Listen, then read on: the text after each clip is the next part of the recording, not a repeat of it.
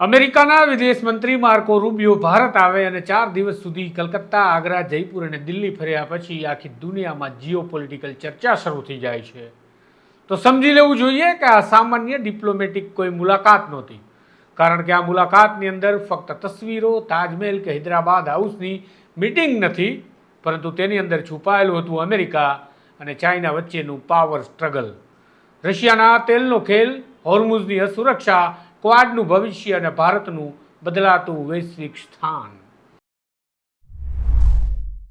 નમસ્કાર, હું છું તુષાર બસિયા. તમે જોઈ રહ્યા છો સ્વમાન. અને આજે આપણે સમજવા જઈએ છીએ કે આખરે અમેરિકાને હવે ભારતની આટલી જરૂર કેમ પડી રહી છે.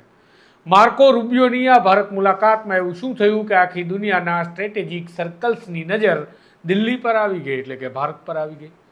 અને શું ભારત હવે ખરેખર અમેરિકાની તરફ ઝૂકી રહ્યું છે કે પછી એકવાર પોતાની જૂની બધા સાથેનો સંબંધ, કોઈની ગુલામી નહીં વાળી નીતિ પર ચાલી રહ્યું છે? આવો વિગતે વાત કરીએ. 23 મે 2026 થી લઈને 26 મે 2026 આ સમય સુધી ચાલેલી માર્કો રૂબિયોની 4 દિવસની ભારત મુલાકાત દેખાવામાં સામાન્ય લાગી શકે છે, પણ તેના દરેક સ્ટોપની પાછળ એક સ્ટ્રેટેજિક મેસેજ હતો. સૌથી પહેલાં રૂબિયો કલકત્તાના મિશનરીઝ ઓફ ચેરિટી પહોંચ્યા, જ્યાં મધર ટેરેસાનું હેડક્વાર્ટર આવેલું છે. અમેરિકાએ અહીંયાથી એક વેલ્યુઝ ડિપ્લોમેસીનો એક સંદેશ આપવાનો પ્રયાસ કર્યો કે અમેરિકા ફક્ત વેપાર કે સૈન્ય સંબંધ માટે નહીં, પણ માનવતાવાદી સંબંધ માટે પણ ભારત સાથે છે. ત્યારબાદ આગ્રામાં તાજમહેલ અને જયપુરમાં આમેર ફોર્ટ અને મુલાકાત, આ બધું સોફ્ટ ડિપ્લોમસીના ઓપ્ટિક્સ હતા, એટલે કે સોફ્ટ ડિપ્લોમેસીની વાત. પરંતુ અસલી રમત દિલ્હી ખાતે હૈદરાબાદ હાઉસમાં ચાલી રહી હતી. 23 મેના રોજ રૂબિયોની વડાપ્રધાન મોદીની સાથે દ્વિપક્ષીય બેઠક થઈ. 24 મેના રોજ એસ જયશંકર સાથે જોઈન્ટ પ્રેસ કોન્ફરન્સ થઈ અને 26 મેના રોજ સૌથી મહત્વપૂર્ણ ક્વાડ ફોરેન મિનિસ્ટર્સની મિટિંગ થઈ. આ બેઠકમાં ભારતના જયશંકર, અમેરિકાના રૂબિયો અને ઓસ્ટ્રેલિયાની પેની વોંગ અને જાપાનના તોશિમિત્સુ મોટેગી હાજર રહ્યા હતા. અને સૌથી અગત્યની વાત એ હતી કે રૂબિયો ભારત આવતા પહેલાં સ્વીડનમાં નાટો ફોરેન મિનિસ્ટર્સની મિટિંગ અટેન્ડ કરીને આવ્યા હતા. એટલે એક જ પ્રવાસમાં નાટો પ્લસ ઇન્ડિયા પ્લસ ક્વાડની વાત છે. અને એ સ્પષ્ટ સંકેત હતો કે અમેરિકા હવે યુરોપ અને ઇન્ડો પેસિફિક બંને મોરચાને સાથે જોડીને જોવા લાગ્યું છે. પણ અહીંયા સૌથી મોટો પ્રશ્ન ઉપસ્થિત થાય છે કે જો ભારત અને અમેરિકા એટલા નજીક છે, તો પછી ટ્રસ્ટ રિબિલ્ડ કરવાની જરૂર કેમ પડી હશે? શા માટે ફરીથી વિશ્વાસ સંપાદનની જરૂર પડી? તેની પાછળની સીધી સ્ટોરી અને સીધી કહાની ટ્રમ્પના એડમિનિસ્ટ્રેશન સુધી જાય છે. એપ્રિલ 2025માં ડોનાલ્ડ ટ્રમ્પે ઇન્ડિયા પર 25% રેસિપ્રોકલ ટેરિફ લગાવ્યો હતો. પછી ઓગસ્ટ 2025માં રશિયા પાસેથી તેલ ખરીદવા બદલ ભારતને વધારાના 25% પેનલ્ટીના ટેરિફ લગાવી દીધા હતા, જેને ટેરિફ વોર તરીકે દુનિયા ચર્ચતી હતી. એટલે કુલ 50% ટેરિફ ભારત પર લગાવ્યા અમેરિકાએ, ટ્રમ્પે. આ સીધું ભારતને ટાર્ગેટ કરતું પગલું હતું, કારણ કે રશિયા યુક્રેન યુદ્ધ પછી ભારત ભારે પ્રમાણમાં ડિસ્કાઉન્ટેડ રશિયન યુરલ ક્રૂડ્સ ખરીદવાનું શરૂ કરી દે છે. કારણ કે રશિયા યુક્રેન વોરની અંદર રશિયાને માલ વેચવો હતો, ક્રૂડ ઓઇલને સસ્તામાં ડિસ્કાઉન્ટમાં તેને ભારતને આપવાની વાત કરી. અને યુરલ્સ ક્રૂડ એટલા માટે કહેવાનું કારણ કે એ ડિસ્કાઉન્ટમાં રશિયન યુરલ્સમાં વ્યવહારો થતા હતા. 2024-25 દરમિયાન રશિયા ભારતનો સૌથી મોટો ઓઇલ ક્રૂડના આ જે સપ્લાયર હતો એ રહ્યો. રશિયાએ ભારતને ખૂબ ક્રૂડ ઓઇલ વેચ્યું અને લગભગ 35-40% સુધીનો શેર રશિયાએ ભારતને આપતો હતો આપણી જરૂરિયાતના. અમેરિકા માટે સમસ્યા એ હતી કે રશિયા તેલ વેચીને જે પૈસા કમાઈ રહ્યું હતું એ યુક્રેનના યુદ્ધ માટે ઉપયોગમાં આવી રહ્યા હતા. અમેરિકા ભારતને ઇન્ડાયરેક્ટલી પ્રેશર આપી રહ્યું હતું કે ભાઈ તમે રશિયા પાસેથી તેલ ઓછું લેવો, પણ ભારત માટે રશિયાનું સસ્તું આ જે ક્રૂડ ઓઇલ એટલે કે તેલ અર્થતંત્ર માટે ફાયદાકારક સાબિત થાય. સસ્તામાં આપે તો માલ કોણ ના લે. અહીંયા ભારત સામે બે રસ્તા આવી ગયા. એક બાજુ અમેરિકાનું દબાણ હતું, તેના કારણે એક તરફ રશિયન ઓઇલ અને બીજી તરફ અમેરિકાના બજાર સુધીની પહોંચ. કારણ કે જો 50% ટેરિફ લાંબા સમય સુધી ચાલતા રહે તો ભારતીય એક્સપોર્ટ્સને ખૂબ મોટું નુકસાન સહન કરવું પડે. અને ત્યારબાદ 6 ફેબ્રુઆરી 2026 સૌથી મોટો બ્રેક થ્રુ આવ્યો આ વાતમાં. ભારત અને અમેરિકાની વચ્ચે ઇન્ટ્રીમ ટ્રેડ ડીલ, વચગાળાની ઇન્ટ્રીમ ટ્રેડ ડીલ જાહેર થઈ, જેમાં ભારત પરના 50% ટેરિફને ઘટાડી 18% કરી દેવામાં આવ્યા. પરંતુ તેના બદલામાં ભારતને શું આપવું પડ્યું? તો ભારતને આગામી 5 વર્ષમાં $500 બિલિયન, $500 બિલિયન જેટલી અમેરિકાની energy, ICT, aircraft, call, precious materials, આ જે મિનરલ આવે મેટલ, એ બધા ખરીદવાના કમિટમેન્ટ, વાયદા આપવા પડ્યા. ત્યારે જઈને 18% થયું. અમેરિકાએ ભારતના ટેક્સટાઇલ્સ, લેધર, કેમિકલ, ફાર્માસ્યુટિકલ અને જેવા સેક્ટરના ટેરિફને રાહત આપી. વાણિજ્ય મંત્રી પિયુષ ગોયલે તો એવું પણ કહ્યું હતું કે હવે ભારત પરનો ટેરિફ ચાઇના, પાકિસ્તાન અને બાંગ્લાદેશ અને વિયેતનામ કરતાં પણ ઓછો છે. પરંતુ કદાચ પિયુષ ગોયલ ભૂલી રહ્યા હતા કે ભારતની તુલના તેઓ પાકિસ્તાન, બાંગ્લાદેશ, વિયેતનામ સાથે કેવી રીતે કરી રહ્યા છે. ખેર, ચાઇનાનું પણ તેમણે નામ લીધું હતું. ચાઇનાના હરીફ તરીકે ભારત છે જ. પરંતુ હકીકત એ છે કે હજુ ફૂલ દ્વિપક્ષીય ટ્રેડ એગ્રીમેન્ટ બાકી છે. વચગાળાનું હતું. ડિજિટલ ટ્રેડ રૂલ્સ હજુ નેગોશિએશનમાં છે, ચર્ચામાં છે. અને એગ્રીકલ્ચર માર્કેટ એક્સેસ બંને દેશો માટે સેન્સિટિવ ઇસ્યુ બનીને પડ્યો છે. એટલે બહારથી બધું જેટલું સ્મૂથ અને સરળ દેખાય છે, પણ અંદર ઘણી બધી નેગોશિએશન ચાલી રહી છે. બાર્ગેનિંગ કરતા છે, બીજા ચર્ચાઓ કરે.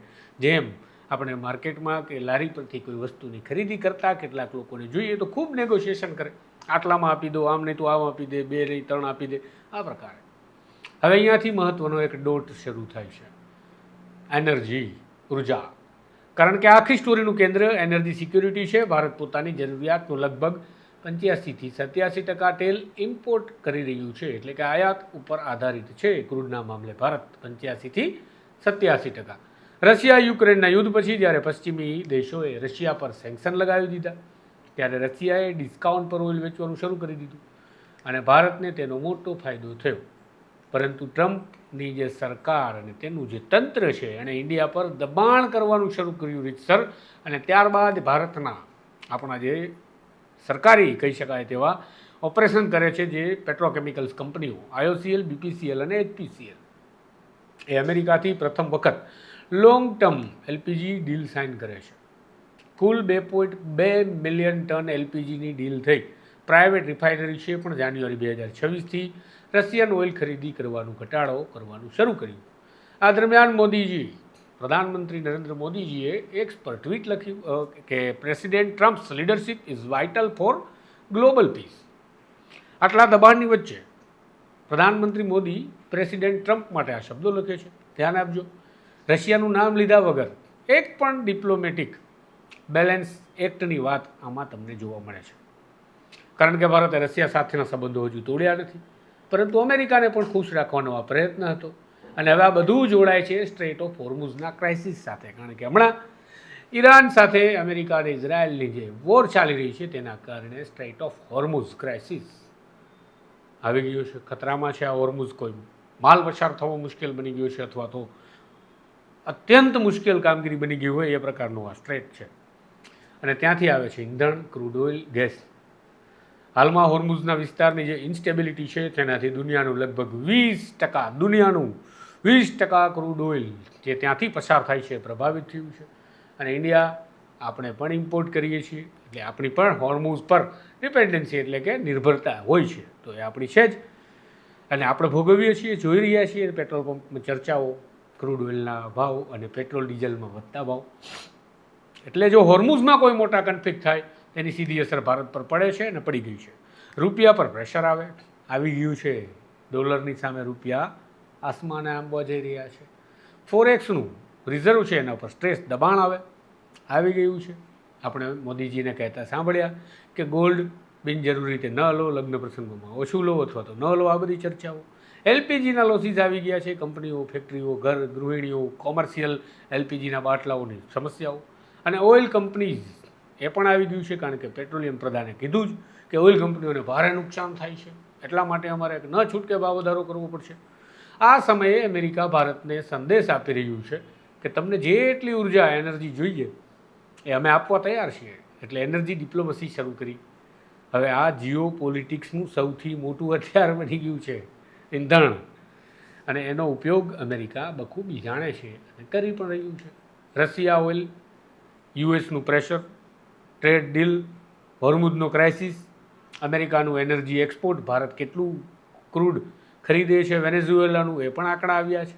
ક્વાડની એનર્જી સિક્યોરિટીની વાત, આ બધું જ હવે એકસાથે જોડાયું અને દિલ્હીની બેઠકમાં દેખાયું. હવે વાત કરીએ ક્વાડની. થોડા સમય પહેલાં સુધી ઘણા એનાલિસિસ્ટ એવું કહી રહ્યા હતા કે ક્વાડ હવે પ્રેક્ટિકલી ડેડ થઈ ગયું છે, એટલે કે વાસ્તવિકતામાં મરી ગયું છે, નામનું છે. હવે ક્વાડ જેવું કંઈ નથી. કેમ? તો એટલા માટે કે 2024 પછી ક્વાડના લીડરની સમિટ થઈ નહીં. ટ્રમ્પે ક્વાડમાં ખાસ રસ જ નહોતો દખાયો. એવી ચર્ચા હતી કે ઇન્ડો પેસિફિક પોલિસી અંગે પણ અનસર્ટેનિટી છે. પરંતુ 26/2026ની હૈદરાબાદ હાઉસની આ બેઠકે આખી દુનિયાને બતાવી દીધું કે ક્વાડ હજુ જીવે છે ભાઈ. જો અત્યારે સમય આવ્યો તો ક્વાડ અમેરિકાને પણ યાદ આવવા લાગ્યું. અને અહીંયા 3 મોટા નિર્ણય લેવાયા. પ્રથમ, મેરીટાઈમ. બીજો, સર્વેલન્સ ઇનિશિયેટિવ્સ. એટલે ઇન્ડિયા, અમેરિકા, જાપાન અને ઓસ્ટ્રેલિયા હવે નેવલ સર્વેલન્સ ડેટા શેર કરશે, જે ડેટાથી એકબીજા દેશોની સુરક્ષા માટે પણ તમને મદદ મળશે, જેથી ચાઇનીઝ શિપ્સને વધુ સારી રીતે ટ્રેક પણ કરી શકાશે. એટલે ચાઇના પર જે યુરોપિયન યુનિયનના દેશોને નિર્ભરતા ઘટાડવી છે, થોડો ડર લાગે છે, એવું જ અમેરિકાને પણ છે. તો એના માટે આ એક મોટું જે કહેવાય તે પાસું સાબિત થઈ શકે છે. સીધી ભાષામાં જો કહી દઉં તો એક પ્રકારનું એન્ટી ચાઇના નેવલ નેટવર્ક છે આ. બીજી બાજુ ક્રિટિકલ મિનરલના ફ્રેમવર્ક થયા અને હાલમાં ચાઇના દુનિયાના 60થી 70% ક્રિટિકલ મિનરલ ઉપર કંટ્રોલ કરી રહ્યું છે. એટલે ક્રિટિકલ મિનરલનું જે ક્વાડમાં ફ્રેમવર્ક થયું એ પણ ચાઇનાને પડકાર આપે. જે આપણે જોવા જઈએ તો ઇલેક્ટ્રિક વ્હીકલ્સ જે આવ્યા છે EV, એને અસર કરશે. સેમિકન્ડક્ટર્સની જે આપણે વાત કરીએ ચીપ, એને પણ અસર કરે. વેપન માટે અત્યંત મહત્ત્વના છે આ બધા મિનરલ્સ. અને ક્વાડ હવે ચાઇનાથી આ સપ્લાયની ચેન જે છે એને ડાયવર્સિફાય કરવાનો પ્રયત્ન કરે છે. કેમ? તો કે ચાઇના ઉપર ખૂબ ડિપેન્ડ થઈ ગયા છીએ અને દાદાગીરી વધી જશે તો આપણી પાસે કોઈ રસ્તો નહીં રહે. અત્યારથી ડાયવર્સિફાય કરવું, સમય આવે કૂવો ખોદવા નહીં બેસાય.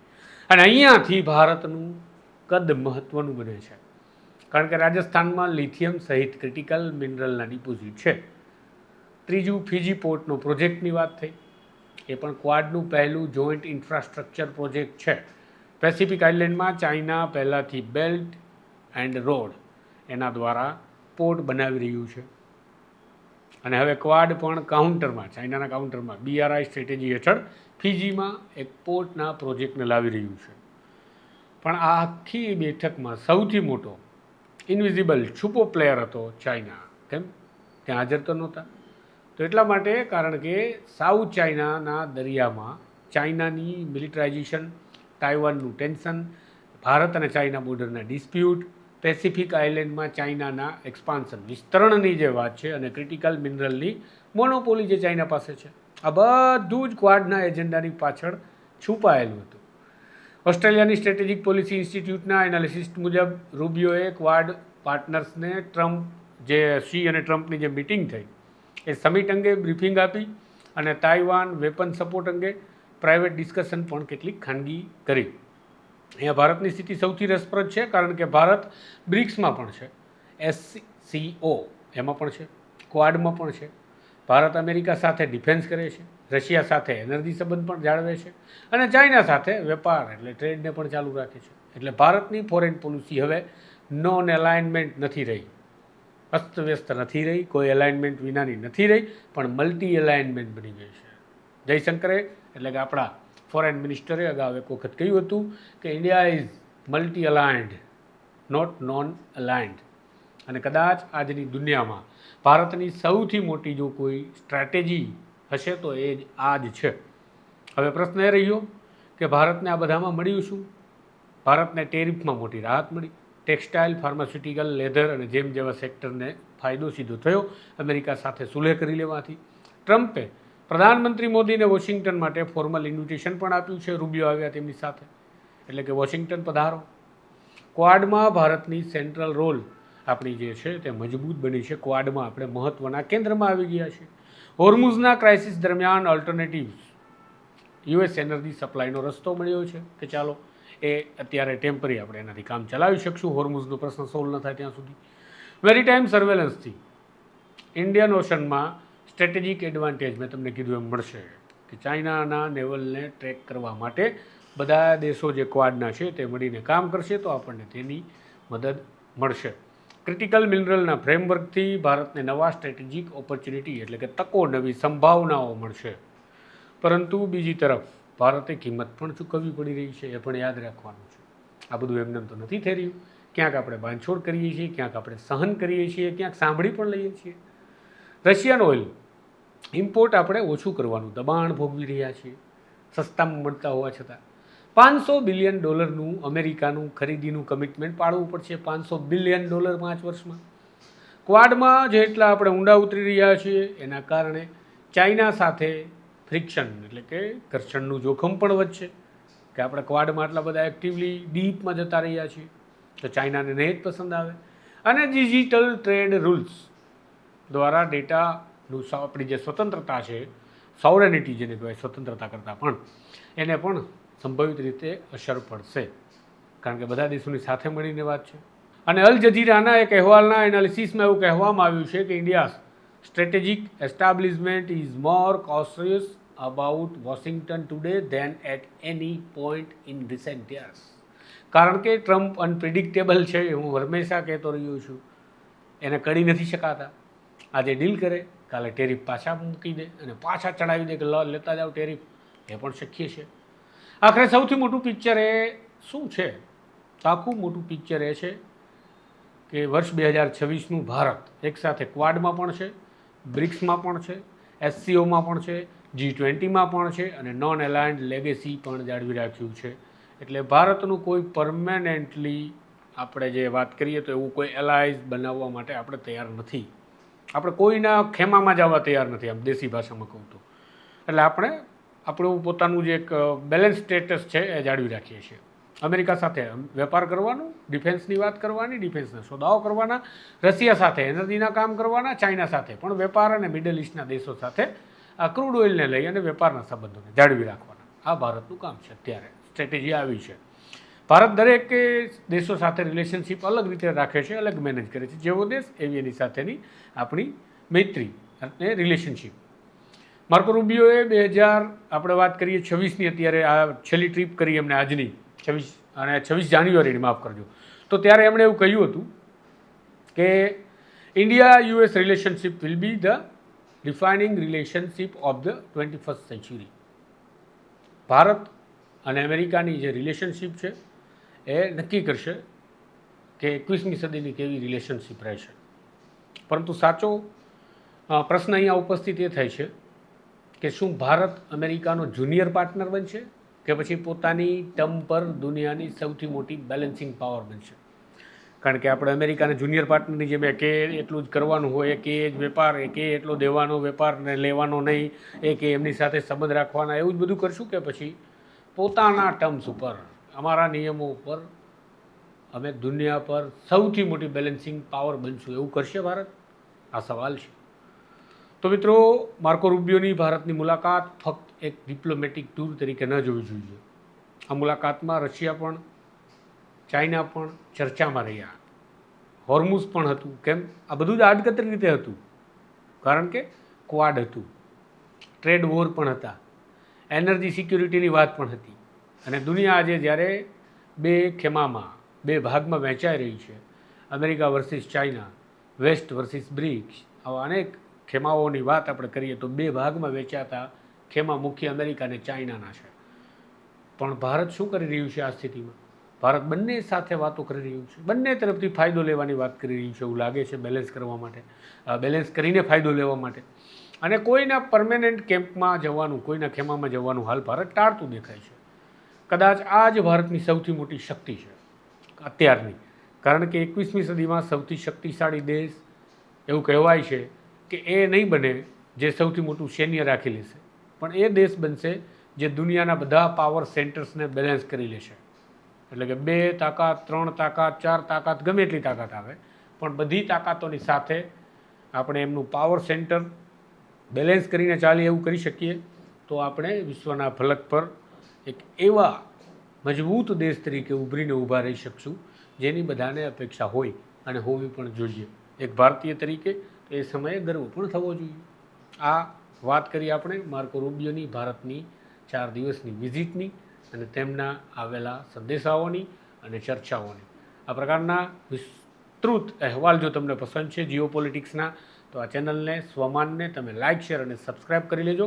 અને વિડીયો ગમ્યો છે તો ખૂબ શેર કરી દેજો. નમસ્કાર.